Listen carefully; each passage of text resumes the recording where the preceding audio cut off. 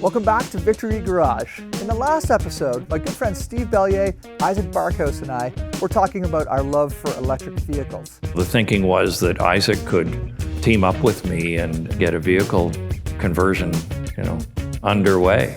The atmosphere there was getting electric, pun intended. So we knew that we wanted to start a business in the EV space, but we didn't really quite know what that meant.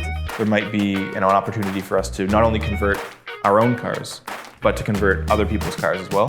So we had the seeds of what might become a business beginning to sprout in our brains.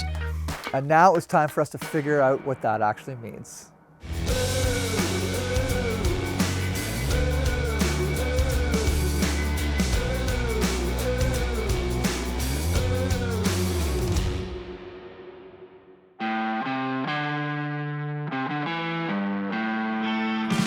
So now we've got three guys that know they want to do something, not exactly sure what it is, but they want to be involved in that space, in the electrification of vehicles. And we had a space to do it in. We had a couple thousand square feet to call home. Where are we? We're at the office. So what does that look like? And I think we could maybe buy a motor, buy a battery, buy a controller, stitch them all together and get them working as a plug-and-play system. That turned out to be costly. The problem was that we couldn't do them for a price that would make it appealing to an average consumer. And at the same time, we got thinking about, was there any opportunity to specialize in overland camping and overland RVs and off-road extreme service vehicles? We had a high-performance motor, high-performance battery control system.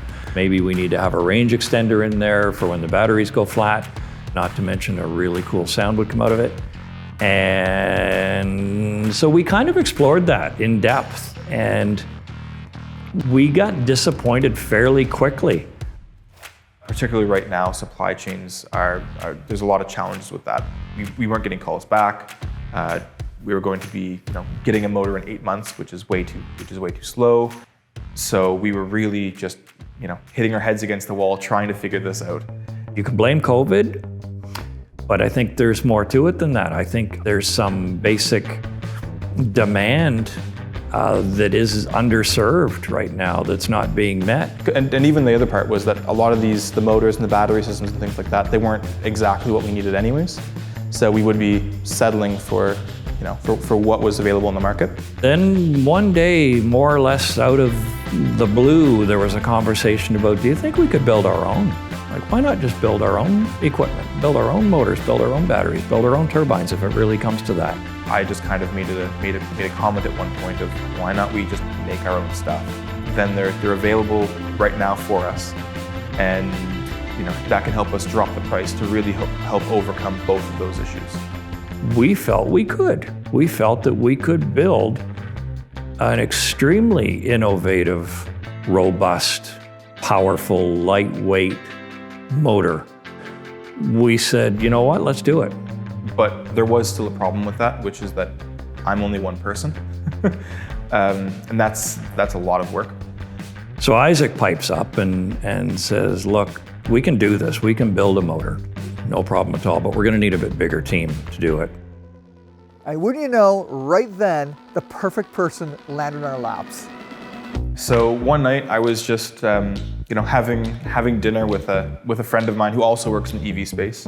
I kind of just talked with him about what we're doing, and he got really excited and he said, this is exactly what I want to be doing. My name is Arj Khan. I'm a true automotive enthusiast. Loved cars since I was a kid. I used to sketch them since I was 4 or 5, I think, and went on to pursue automotive engineering at the University of Windsor, and basically just loved everything that I was studying. And he told me, what can I do to get involved? I thought that was very exciting. I thought being able to work on something that I really like, and he was a motor guy, he was a car head. I'm exactly the same way, and we've shared some good time working together previously, so we thought that this is a great time to collaborate and work.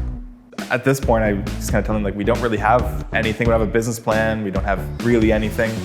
I think that got me even more excited, because I think his response was, sign me up. Arj has joined our team now, and he's another gifted engineer. who's working with Isaac, and between the two of them, the plan right now is to finish the motor development, get our own motor, get it certified, get it in use in a vehicle. And the goal is to have this thing, in a truck within the next 3 or 4 months, running up and down the roads, and coming into winter 6 months from now, being thrashing it and testing it in winter conditions. So they've got 6 months to get this done as far as I'm concerned. I've been involved with a lot of startups over my professional career, and this startup phase truly is the most exciting time in the growth of a business. But once it truly does become a business, things get very real quick. We realized that we needed to raise a considerable amount of money to make this company work. And when you put skin in the game, everything's on the line. Timing's an issue, I think. We don't want to drag this out for a year or 2 or 3 and become a science experiment. This isn't a university. I think it's important that we understand the urgency to get product in a truck or in a vehicle and out being tested, and then see if we can't somehow commercialize that. But time is of the essence. Isaac and Erij are now moving into these offices, and we're getting set up, and we're having our first sprint meetings. Can't wait to see what next week brings. It's now very real. We all have risk in the game. We've got a business, we've got a product, we've got a limited timeline and a limited budget. Can we make the aggressive 6-month timeline? Well, if so, we need to prototype immediately. In the next episode of Victory Garage, we're going to dive deep into the world of electric motors.